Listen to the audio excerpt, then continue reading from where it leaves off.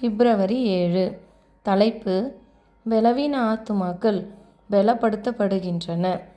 ஆகையால் சகோதரரே, மாம்சத்தின்படி பிழைப்பதற்கு நாம் மாம்சத்துக்கு கடனாளிகள் அல்ல.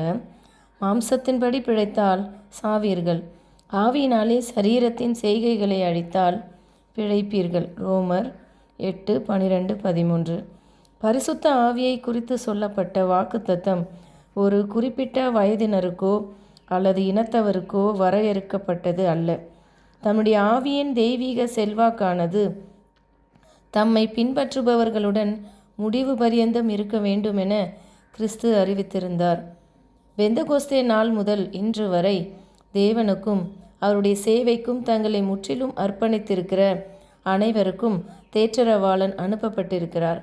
கிறிஸ்துவை தங்கள் சொந்த இரட்சகராக ஏற்றுக்கொண்டிருக்கிற அனைவருக்கும் பரிசுத்த ஆவியானவர் ஆலோசனை கர்த்தாவாகவும் பரிசுத்தப்படுத்துபவராகவும் வழிகாட்டியாகவும் மற்றும் சாட்சியாகவும் வந்துள்ளார்.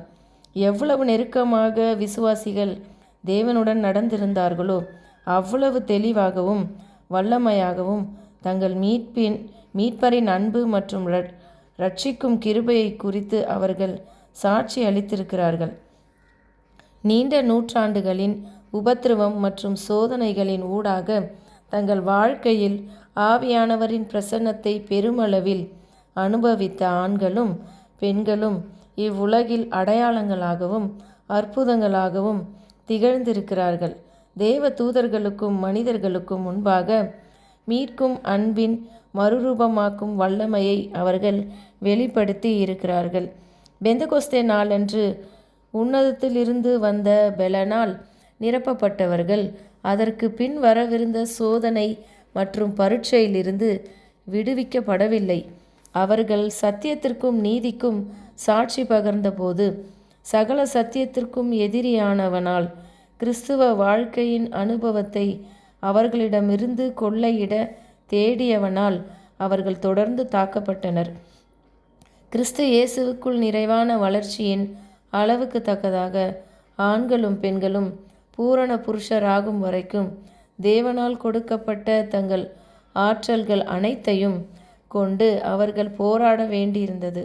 பூரணத்துவத்தை எட்டும்படியாக அதை நோக்கி உயரவும் இன்னும் அதிகம் உயரவும் கிருபையின் புதிய ஈவுகளுக்காக அவர்கள் அனுதினமும் ஜெபித்தனர்.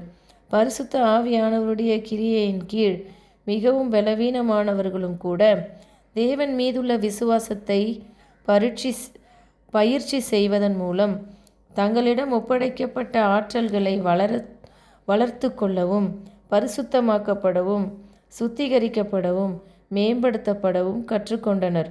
மனத்தாழ்மையுடன் அவர்கள் பரிசுத்த ஆவியின் வனையும் செல்வாக்கிற்கு தங்களை ஒப்படைத்த போது அவர்கள் தேவத்துவத்தின் பரிபூரணத்திலிருந்து முழுமையை பெற்று தெய்வீக சாயலுக்கொப்பாக வடிவமைக்கப்பட்டனர்.